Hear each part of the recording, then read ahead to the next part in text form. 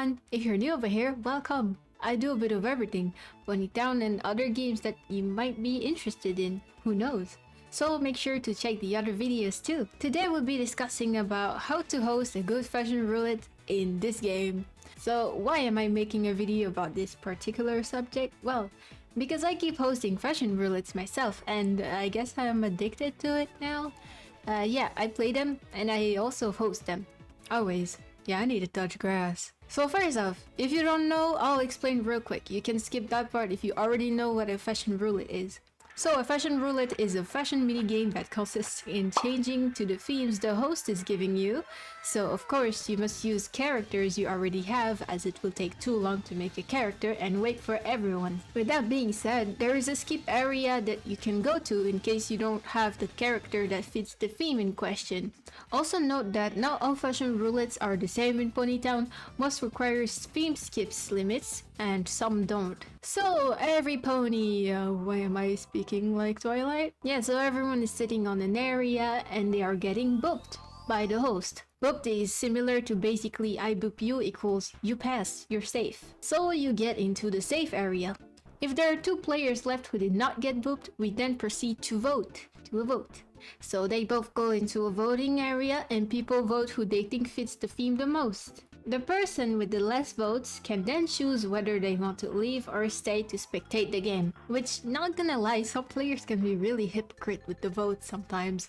Or just have different taste and opinion, I guess. So well, now that you know how a fashion roulette works, we're going to get into the very first step on how to host a good fashion roulette. By the way, what I mean by good is that you can host a fashion roulette that you can enjoy, but also the people you're inviting in your party. So if you're watching this video, I'm guessing you maybe want some advice. And don't worry, this is what I'm here for. So the very first step is the map.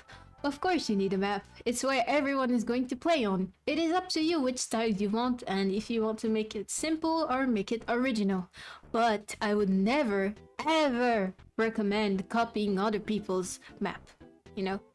Because you just won't get anyone and people know when you're copying a map in the game and you might get hated for that. So I would advise you to make your very own map so that people can recognize you and so that they can recognize it's your map, you know, and no one else's. With that being said, you need to organize where things are going to be placed on your map. So here is what you'll need. First off, we have the entrance, which is optional. It's up to you if you want to make like a wow, amazing entrance with a lot of lights. I don't know. That's really up to you. As for me, my entrance is just the boat, you know, nothing much. And then you have the lobby. It's mostly where people are going to play. It's where everything happens. It's where you're going to nominate your players. So for the lobby, I would advise you not to make tall chairs, you know, disturbing chairs or something, so that covers their character. I would advise you to separate the chairs really far from, you know, so that everyone is really far from each other, so that you can, no one is covering anyone basically, so what I mean. That would be more cool. And it's also where you're going to tell the rules, the game info, etc. But that's up to you to decide if you want to say all that in the lobby. Next, we have the spectator area, which is optional. If you care about people that are going to spectate, you can maybe place a seat somewhere for them, like a special seat or a special area, so where they can spectate. And then you have the safe area. It's basically where they go when they get booped. So it's very important to make it somewhere visible, you know. And then we have the skipping area. It's where they go if they want to skip the theme. But as well as the safe area, I would recommend placing it where we can see them, you know, so that it can be visible and we know who is skipping.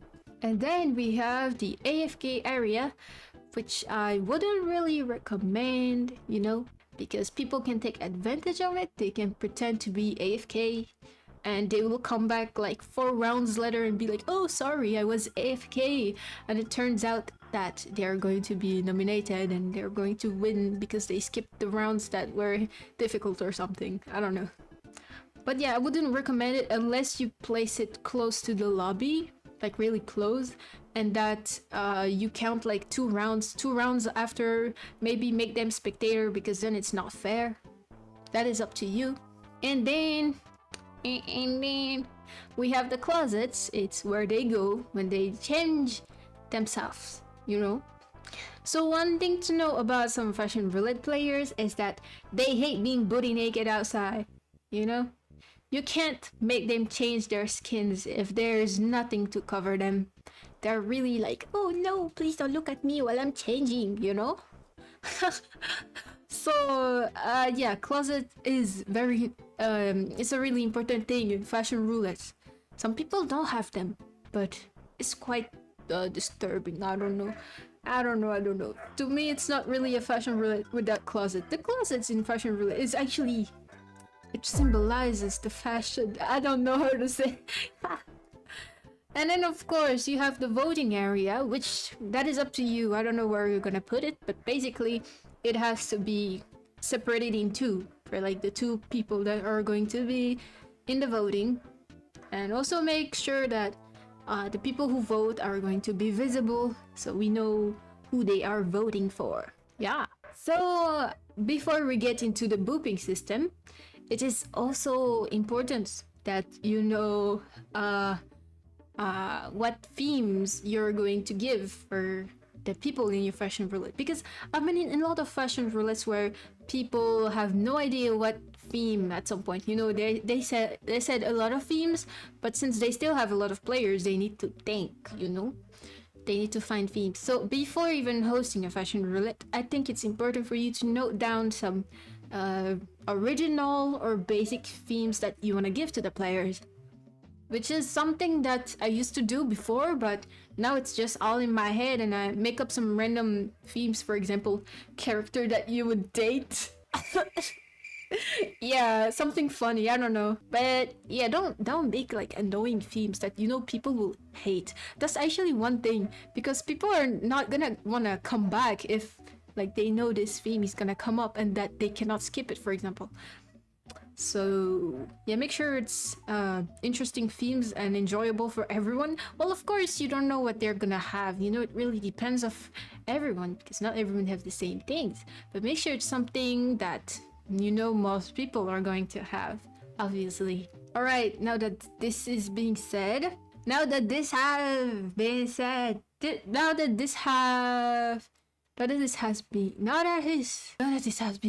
we're going to get into the booping system. Yes, this part is kind of important too, since booping equals nominating players, as I said. This way, of course, you're going to tell who's safe for the round and who's not. It's important to be sure about who matches the theme more, you know? As for myself, I prefer to boop those who are mostly in themes, but also do have a bit of shading skill in a way. I think it's more fair, you know? You need to look at the shading as well as if it matches the theme or not. Yeah, that's what I mean. Because you're not gonna boop some off-brand Mario cosplay, for example. If the theme is cosplay, it has to be some cosplay, okay? So I've been in a lot of Fashion Roulettes who, for example, then the theme is I don't know, video game character, and they would only book the character they recognized, which I don't know, that's just not fair at all to me. Like, you need to play the game too as a host, you know? You need to make fair choices, and it's not just like, whoa, you know this character, you're gonna book them. You need to keep in mind that if they're playing, it means they have it. So if you don't know, maybe you know in the corner of your head, I don't know. And if it looks better than the off-brand Mario I was talking about, then book it, because you're not gonna book the off-brand Mario compared to that. You understand me? It's just book something that looks best to the theme. So if you're the one booping, you know, you should know about shading at least a little, you know. You can't host Fashion Roulette and you don't have any taste. You need to know about shading at least a little if you want to host yourself, you know. And I think every player is going to enjoy it as well. if you know what I mean. So lastly, after the booking system, Leslie, we have the invitation. How do I invite a lot of people to come in my fashion roulette? So this works for any party that you're going to host, not just fashion roulette. Yeah, invitation is the most annoying part, but don't worry. There is a way to make it less annoying. Sorry, I have a burp. Let me take a sip of my drink. Wait.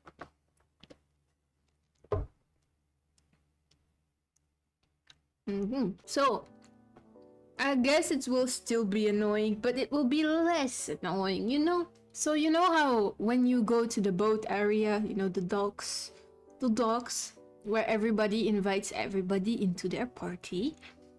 You know, they have like little emojis in what when they say book or whisper to join school roleplay, for example. They have like emojis of the books and anything related to school. Well, what you could do for your fashion roulette, you could be creative and maybe add emojis. For example, your map is themed like, for example, blue and white. Then you're gonna wanna add some blue emojis with white emojis and try to make the text more interesting, you know? This way people can recognize you and be like, oh, so this is the blue and white fashion that I went yesterday, you know? Yeah, as for me too, I also use my own personal emojis to, yeah, very useful. And also, since the docks is a really crowded area, sometimes, you know, but most of the time it is really crowded, try to make sure that we can see your text, because some players are, they might be hiding it, you know, because they also want to advertise their own party. Make sure it's visible, make sure you're placed somewhere that, you know, we can see at least a bit of your head, you know, we can see your head. But yeah, and it's not just about that, it's also, I guess, about being fast at copying and pasting so that, you know, it goes faster, I guess. Again, I don't know how it is on mobile, but it's really easy on PC. For me, I'm on PC. It's really easy to just copy and paste as I'm inviting people at the same time, you know? It's a sort of maneuver. Yeah. But yeah, I guess this is all. Just remember in general that it is your fashion roulette. You make your own rules. Don't try to copy anybody. Be original. You can eventually, when you get to like, when you're probably used to host fashion roulettes, then you can probably make your own game info and like make a different mode for your fashion roulette. I don't know, but it is up to you for that. But yeah, that's basically it. So I hope you enjoyed this video. If you have any question, feel free to ask down below in the comments, and feel free to subscribe. And thank you for watching. Okay, I'll see you in another video. Maybe next video is also going to be related to fashion roulette. I don't know, we'll see.